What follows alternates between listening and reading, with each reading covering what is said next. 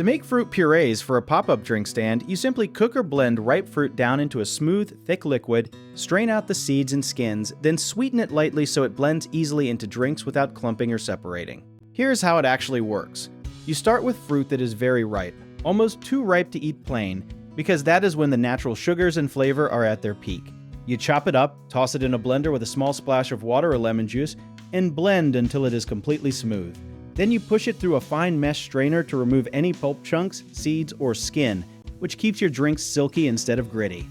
A trick most people do not know is that a tiny pinch of salt in fruit puree actually makes the sweetness taste stronger without adding more sugar, so your drinks taste more flavorful using less syrup. Once strained, you gently heat the puree with sugar for a minute or two, which helps it dissolve completely and also acts as a light preservative so it lasts longer in your cooler. One common mistake is making puree too thick, which clogs straws and confuses your mixing ratios, so always thin it slightly with water until it pours like heavy cream. Another mistake is not labeling and dating your purees, since they can look nearly identical once frozen, so use masking tape and a marker for every single batch.